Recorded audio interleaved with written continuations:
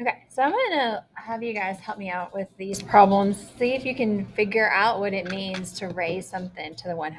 So somebody in your calculator type in 9 raised to the 1/2, please. And tell me what you get.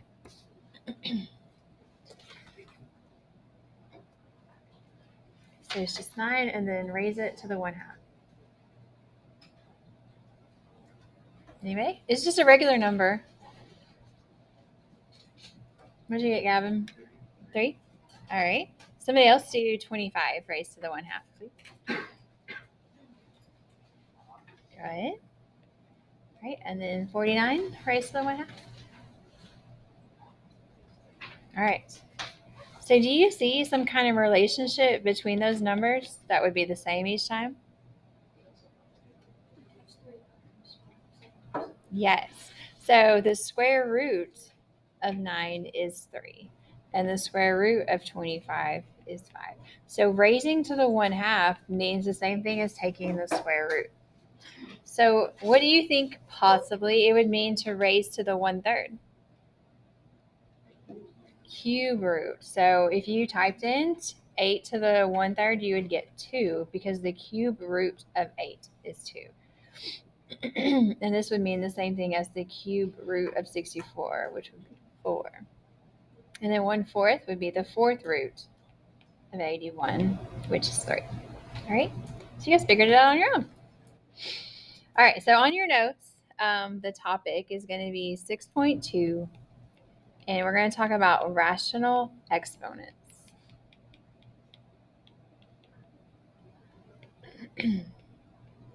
And rational exponents really, like when you hear the word rational in math class, it really just means that it's a fraction.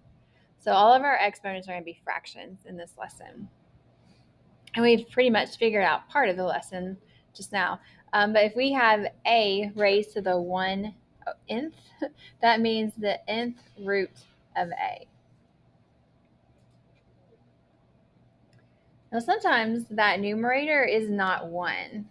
And so the second one, it's still going to be the nth root of a. But what do you think you need to do with that m? What's that m going to be? Anybody? It's going to be a power. So it would be the nth root of m raised to the, the nth root of a raised to the m, or it could also be written in parentheses. So the nth root of a and then raised to the m on the outside. So the m can be raised on the outside or inside. It doesn't matter.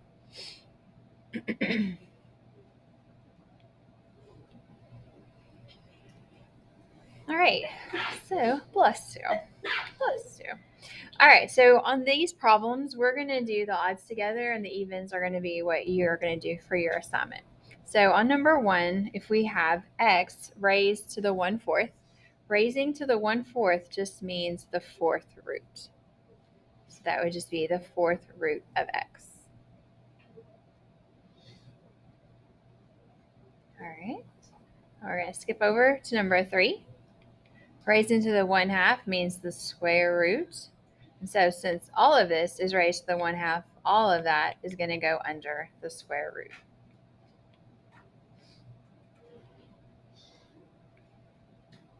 Okay. And we're going to go to number 5. So we have k raised to the 7/2. So anytime your exponent is a fraction, it's going to be some kind of root. And the denominator tells you what type of root it is. So if it's a square root, we don't have to write the 2 there. And then it would be k to the 7th underneath.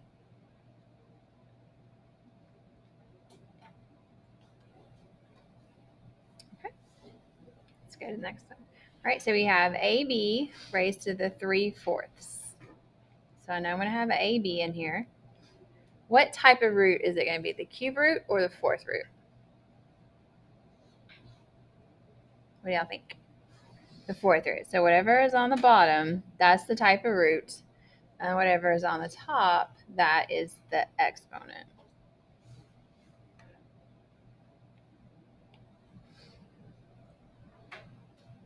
All right, we're going to go to 8 if you guys are ready. All right, that's 7. Does the 7 need to be inside of any kind of root? It isn't. So it's just going to go on the outside, right? Because the 12w is raised to the 1/2. That means the square root of 12w.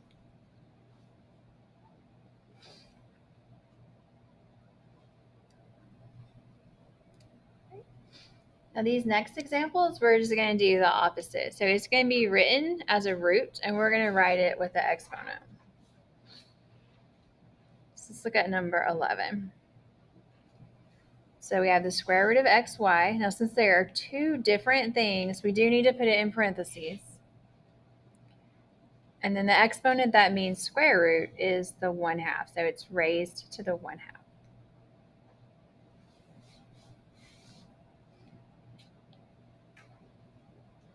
Okay.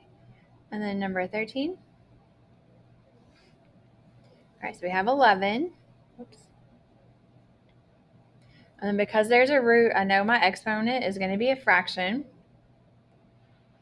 And then whatever type of root it is, that goes on the bottom. So it's going to be the 3 on the bottom and then the 2 on the top. I'm going to draw arrows to help you guess. That's it. It's not too bad. Okay, let's look at 15. So because there's more than one thing, we do need to put it in parentheses. All right, so you guys write down what you think the exponent is going to be for this one, for the square root raised to the 7th.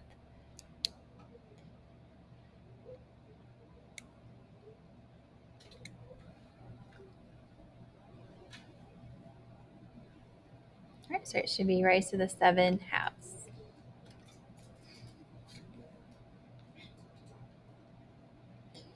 All right, so this next one we're going to do just a little bit more because it's a square root.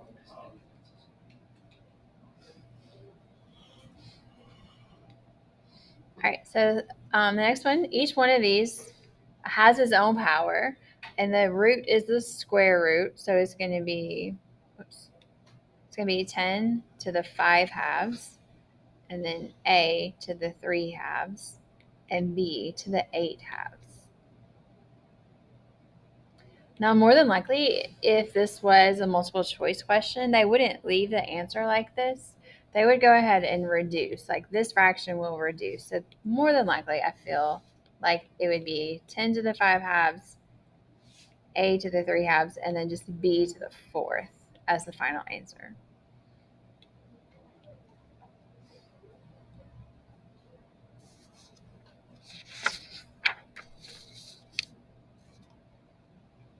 All right.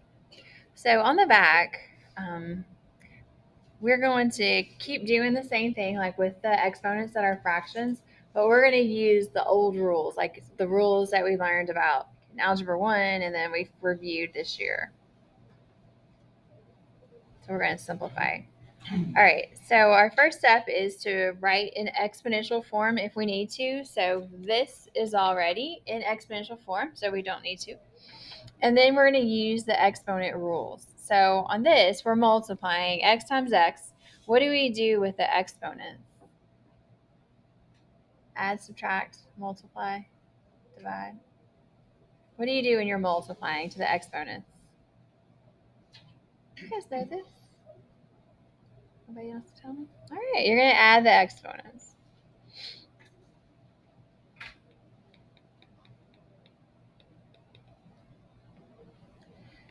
Now, if you don't like adding fractions, your calculator adds fractions like really easily.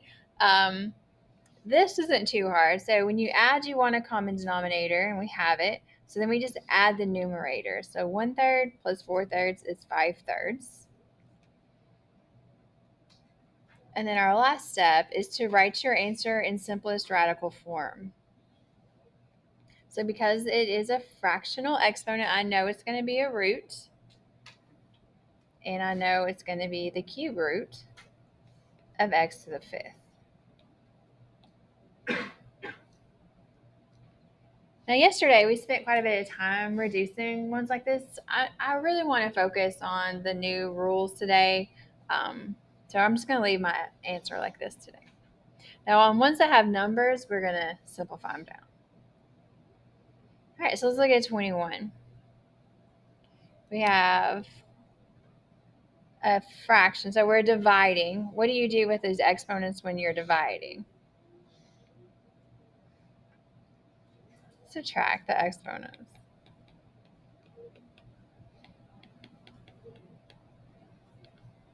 All right, so it's still going to be m, but we need to subtract 5/2 minus 7/4.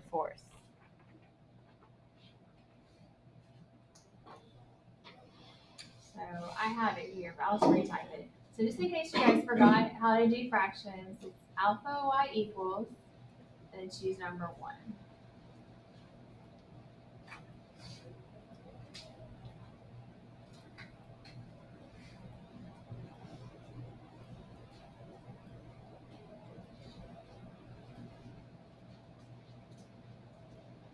So when I subtract those, I get 3/4. So it's going to be m to the 3/4.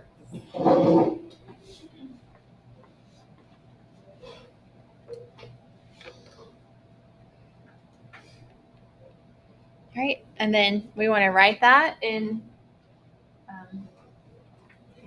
radical form. It's going to be the 4th root of m cubed.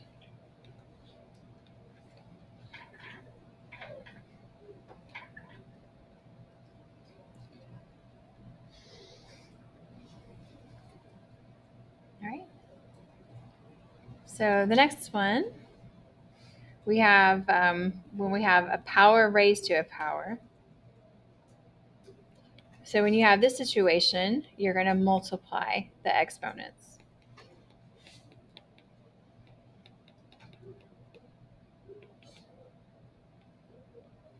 So 1/2 times 1/2 is 1/4.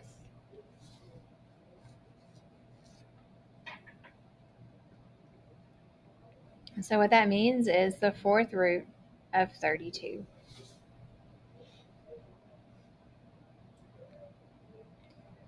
All right, now I am going to simplify this one just for practice. What we wanted to do is see if there is a perfect 4th that goes into 32. So if you look down your chart, I think there's one, and then there's only one number in that chart that's less than 32, and it's 16. And it does divide evenly into 32. And so that's going to end up being 2/4 root of 2.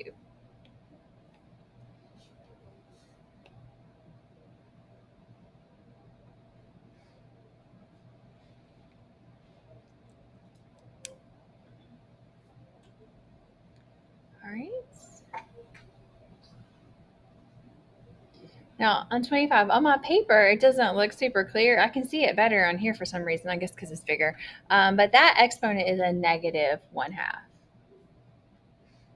So do you guys remember what it means to raise to a negative, what a negative exponent does?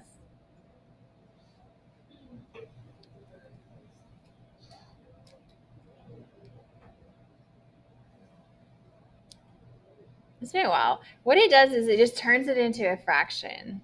So it moves to the bottom of a fraction, or it means the reciprocal.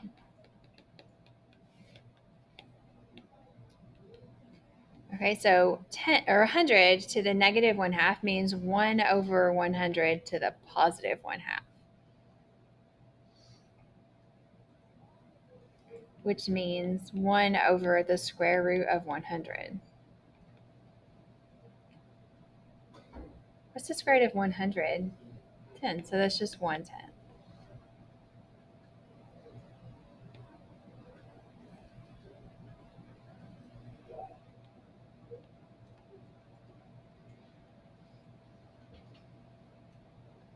Okay, and 27 is a very similar problem.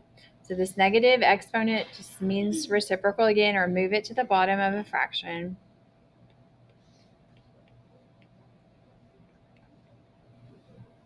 right?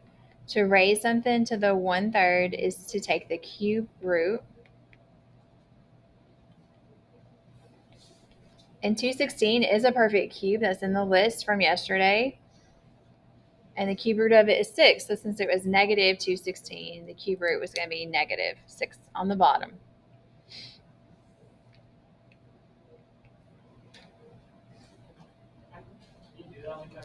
You actually can. I wanted to show you that actually. Ones that turn out perfectly like this one, and there's not any variables, there's no x's or a's or b's, you actually can type that in the calculator. Okay, so it was negative 216, or what I mean to type. Raise to the negative 1/3. Alright, so this is it. And some of you might know, oh, I didn't do the negative. Hold on, let me make it right.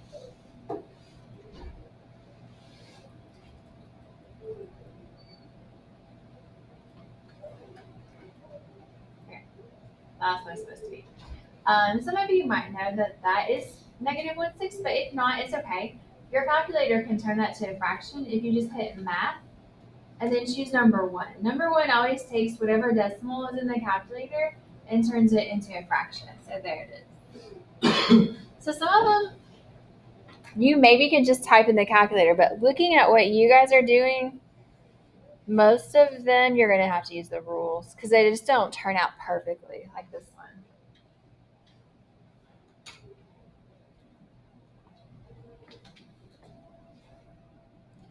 Okay, number 29, I wouldn't even try to do it in the calculator because it has V. In the calculator,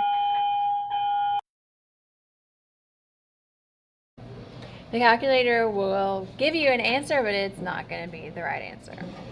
Okay, so to be able to multiply these, the first thing you would do is what this first step says up here, is to rewrite in exponential form. So the cube root of V, you would write as V to the 1/3. And the square root of V, you would write as V to the 1/2.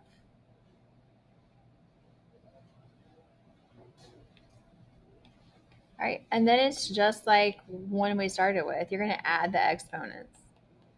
All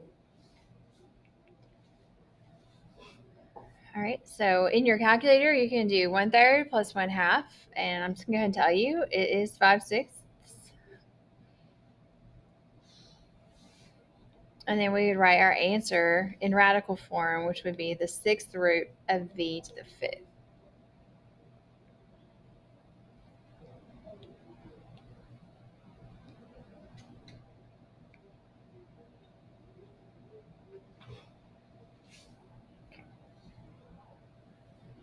All right, and then for 31, same thing.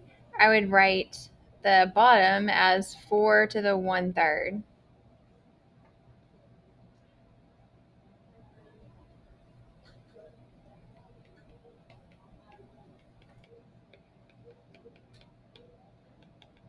All right, and then since we're dividing, you're going to subtract the exponents. Now the 4 stays a 4. You don't change it.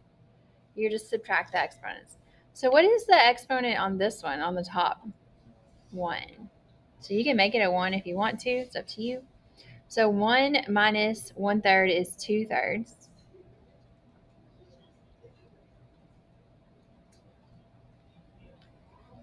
So that is the cube root of 4 squared, or the cube root of 16. Which isn't a perfect cube, but it will reduce. So I would break it down, as the cube root of 8 times the cube root of 2. And the cube root of 8 is just regular old 2.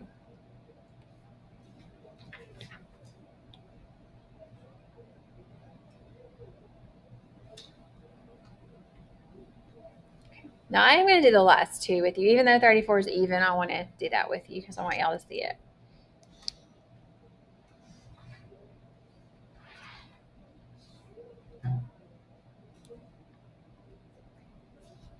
So to start 33, I would just rewrite it with an exponent. So if it's the fourth root of x to the 10th, that would be x to the 10 fourths.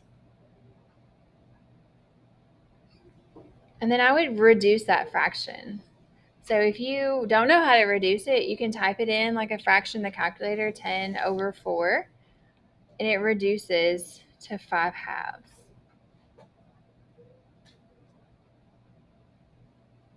which is going to be the square root of x to the 5th.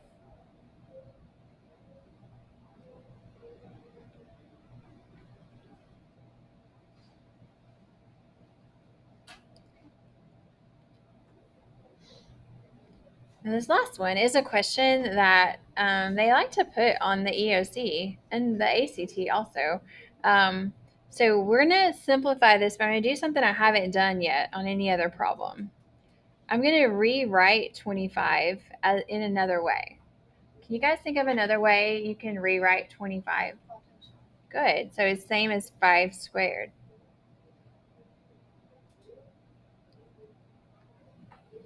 All right. So then I would do like what I've done on other problems where we would take each one of these and divide by the 4. So 5 to the 2 fourths, m to the 2 fourths. What does 2 fourths reduce to? A half. All right. And then to raise something to the 1/2, it's the same as taking the square root. So this equals the exact same thing as that. It just looks different, but they're equivalent.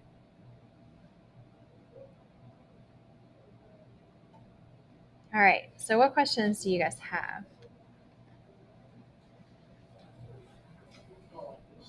You do? You don't? All right, so you guys go ahead and do the ones we didn't do. I think some of you were working all along.